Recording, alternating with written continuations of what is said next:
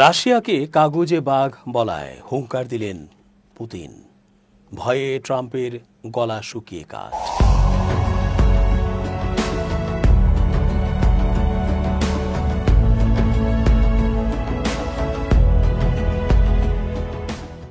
আসসালামু আলাইকুম প্রিয় দর্শক, আমন্ত্রণ আজকের আলোচনায়।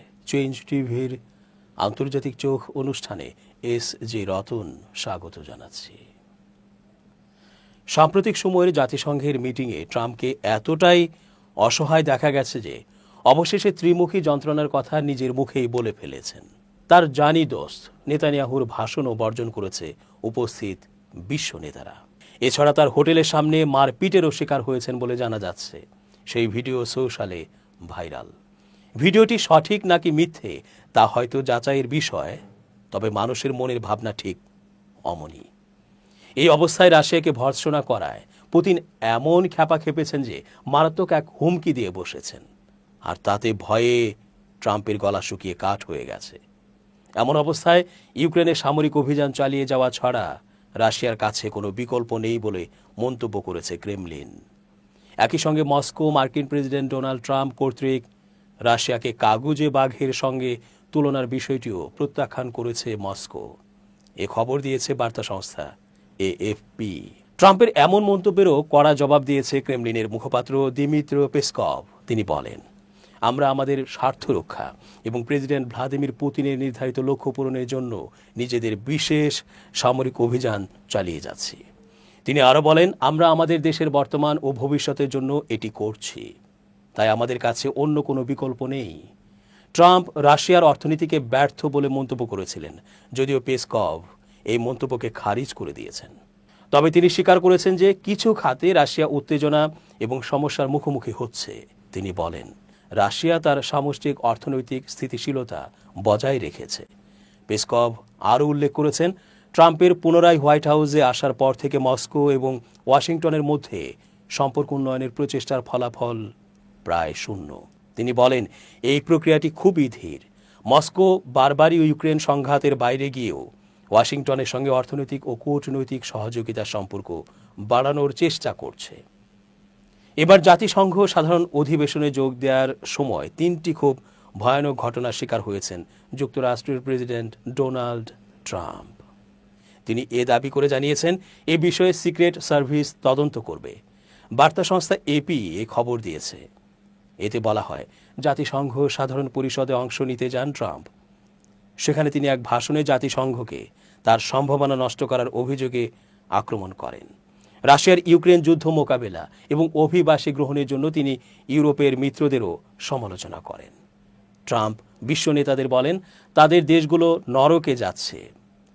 নিজের সামাজিক যোগাযোগ মাধ্যমে ট্রাম্প ইঙ্গিত দেন, জাতিসংঘে তার খারাপ মেজাজের কারণ ছিল তিনটি ঘটনা, যা তিনি একটি ষড়যন্ত্রের অংশ বলে মনে করছেন। প্রথমত, এসকেলেটর হঠাৎ বড় শব্দে থেমে যায় যখন ট্রাম্প এবং তার সঙ্গীরা তাতে ছিলেন। ট্রাম্প একে বলেন পুরোপুরি নাশকতা। জাতিসংঘের মুখপাত্র স্টিফেন দুজারিক বলেন, মার্কিন প্রতিনিধি দলের একজন ভিডিওগ্রাফার ট্রাম্পের আগে দৌড়ে এসকেলেটরে ওঠেন। হয়তো ভুলবশত উপরের জরুরি স্টপ মেকানিজম টিপে দেন তিনি। ট্রাম্প বলেন, যারা এটা করেছে তাদের গ্রেপ্তার করা উচিত। দ্বিতীয়ত, ট্রাম্প অভিযোগ করেন তার ভাষণের সময় টেলিপ্রম্পটার পুরোপুরি কালো হয়ে যায়। তবে এক জাতিসংঘ কর্মকর্তা জানান, প্রেসিডেন্টের জন্য টেলিপ্রম্পটার পরিচালনার দায়িত্ব আসলে হোয়াইট হাউসেরই ছিল। তৃতীয়ত, ট্রাম্প বলেন তার বক্তব্য দেওয়ার সময় শব্দ পুরোপুরি বন্ধ ছিল, ফলে উপস্থিত লোকজন কেবল দোভাষীদের শোনানো অনুবাদের মাধ্যমে তার কথা শুনতে পেরেছেন। ট্রাম্প বলেন, তার স্ত্রী মেলানিয়াও তাকে শুনতে পাননি। ট্রাম্প বলেন, এটা কাকতালীয় নয়, এটা ছিল ত্রিমুখী নাশকতা। তিনি এই বিষয়ে তদন্ত দাবি করেন। তিনি জাতিসংঘকে নির্দেশ দেন এসকেলেটর থেমে যাওয়ার ঘটনার সিকিউরিটি ভিডিও সংরক্ষণ করতে, কারণ সিক্রেট সার্ভিস তদন্তে তা যুক্ত হবে। তবে জাতিসংঘে এসকেলেটর কাজ না করা নতুন কিছু নয়। স্টাফ এবং দর্শনার্থীরা এই বিষয়ে বেশ পরিচিত। সাম্প্রতিক মাসগুলোতে নিউ ইয়র্ক ও জেনেভার জাতিসংঘ কার্যালয়গুলোতে টাকার অভাব থাকায় ইচ্ছাকৃতভাবেও এলিভেটর ও এসকেলেটর বন্ধ রাখা হয়েছে। এর অন্যতম কারণ হল যুক্তরাষ্ট্রের পক্ষ থেকে অর্থ সরবরাহে দেরি করা। অথচ দেশটি জাতিসংঘের সবচেয়ে বড় দাতা। যুক্তরাষ্ট্রের প্রেসিডেন্ট ডোনাল্ড ট্রাম্প ও লন্ডনের মেয়র সাদিক খানের মধ্যে তুমুল বাকযুদ্ধ চলেছে। একজন আরেকজনকে কটাক্ষ করে তীব্র আক্রমণ চালিয়ে যাচ্ছিল। মঙ্গলবার নিউ ইয়র্কে জাতিসংঘের সাধারণ পরিষদে ভাষণ দেওয়ার সময় ট্রাম্প বলেন, লন্ডনে একজন ভয়ঙ্কর মেয়র আছেন, তার কারণে শহরটি ভীষণভাবে পরিবর্তিত হয়েছে। তিনি আরও বলেন, এখন তারা শরিয়া আইনে যেতে চায়। স্যার সাদিক খানও কম যাননি। তিনি ট্রাম্পের তুলোধুনো সমালোচনা করেছেন, বলেছেন মার্কিন প্রেসিডেন্ট ডোনাল্ড ট্রাম্প বক্তব্যের মাধ্যমে প্রমাণ করেছেন যে তিনি একজন বর্ণবাদী, নারী বিদ্বেষী এবং ইসলাম বিদ্বেষী। বিবিসিকে স্যার সাদিক বলেন, মানুষ ভাবছে এমন কি আছে এই মুসলিম মেয়রের মধ্যে যিনি একটি উদার, বহু সাংস্কৃতিক, প্রগতিশীল এবং সফল শহরের নেতৃত্ব দেন, যে কারণে আমি ডোনাল্ড ট্রাম্পের মাথার ভেতর ভাড়া ছড়া থাকছি। তিনি বলেন, আমার মনে হয় প্রেসিডেন্ট ট্রাম্প দেখিয়েছেন তিনি বর্ণবাদী, তিনি নারী বিদ্বেষী, তিনি নারীকে ঘৃণা করেন এবং তিনি ইসলাম বিদ্বেষী। মানুষ যখন কিছু বলে বা আচরণ করে তখন সেটাকেই বিশ্বাস করতে হয়। প্রেসিডেন্ট ট্রাম্পের ভয়ঙ্কর মেয়র মন্তব্যের জবাবে সাদিক বলেন, তিনি কৃতজ্ঞ যে রেকর্ড সংখ্যক আমেরিকান লন্ডন ভ্রমণে আসছেন। তার মতে, নানা মানদণ্ডে লন্ডন প্রায়ই বিশ্বের 1 নম্বর সাংস্কৃতিক শহর হিসেবে পরিচিত। হোয়াইট হাউস এ বিষয়ে কোনো মন্তব্য করেনি। বুধবার সাদিককে সমর্থন করেন মন্ত্রিপরিষদ সদস্য প্যাট ম্যাকফ্যাডেন। তিনি বলেন, লন্ডনের মেয়র ও মার্কিন প্রেসিডেন্টের মধ্যে অনেক দিনের দ্বন্দ্ব আছে এবং ট্রাম্পের দাবি যে লন্ডন শরিয়া আইনে যেতে চায় তার এই ধারণা ভিত্তিহীন। তার ভাষায়, ব্রিটেনে শুধু ব্রিটিশ আইনই প্রযোজ্য, অন্য কোনো আইন নয়। এ মাসের শুরুর দিকে আইনমন্ত্রী সারা স্যাকম্যানো হাউস অব কমন্সে বলেন, শরিয়া আইন ইংল্যান্ড ও ওয়েলসের আইনের কোনো অংশ নয়। যদিও ব্রিটেনে ধর্মীয় আদালত যেমন শরিয়া কাউন্সিল কাজ করে, কিন্তু তাদের কার্যক্রম মূলত ধর্মীয় বিবাহ বা আর্থিক সালিশে সীমাবদ্ধ। সরকার পরিষ্কার করেছে, তাদের রায় আইনত বাধ্যতামূলক নয়। রিফর্ম ইউকের নেতা নাইজেল ফারাজে বলেন, প্রেসিডেন্ট ট্রাম্পকে কখনোই আক্ষরিক অর্থে নেওয়া উচিত নয়, কিন্তু তার প্রতিটি কথাকে গুরুত্ব সহকারে নেওয়া দরকার। তিনি আরও বলেন, শরিয়া কি লন্ডনে একটি ইস্যু? হ্যাঁ, কিন্তু এটি কি এখন বড় কোনো ইস্যু? না। মেয়র সাদিক কি সরাসরি এর সঙ্গে যুক্ত? না। ফারাজের মতে, ট্রাম্প আসলে বলতে চেয়েছেন পশ্চিমা বিশ্ব তার সংস্কৃতি, ঐতিহ্য ও পরিচয় হারানোর ঝুঁকিতে আছে। স্যাকম্যান সংসদে আরও বলেন, যেখানে মানুষ ইচ্ছায় নিজেদের ধর্মীয় পরিষদের কাছে যায়, যেমন খ্রিস্টান, ইহুদি বা অন্যান্য ধর্মীয় আদালতের মতো, সেটা ধর্মীয় সহনশীলতার অংশ, যা ব্রিটিশ মূল্যবোধের অন্যতম একটি অংশ। চার্চ অব ইংল্যান্ডের নিজস্ব ধর্মীয় আদালত আছে, যা গির্জার সম্পত্তি ও ধর্মযাজকদের অসদাচরণ নিয়ে কাজ করে।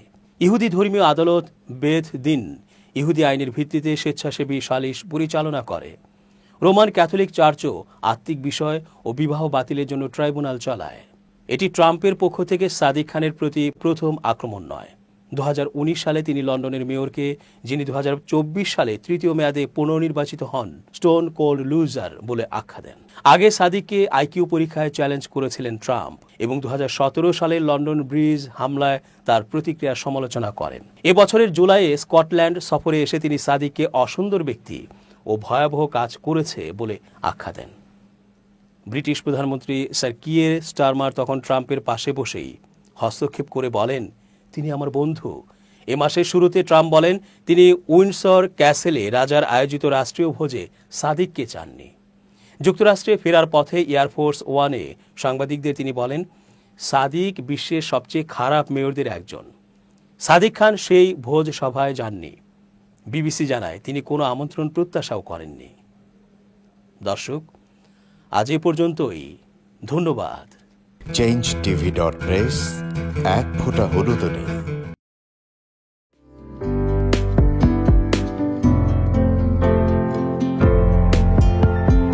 পহেলা জানুয়ারি 2025 ইউটিউব জার্নালিজমের অগ্রদূত changetv.press 6 বছর পেরিয়ে পা রাখল গর্বিত online TV channel change TV 6 বছর ধরে ওনারা কাজ করে যাচ্ছেন।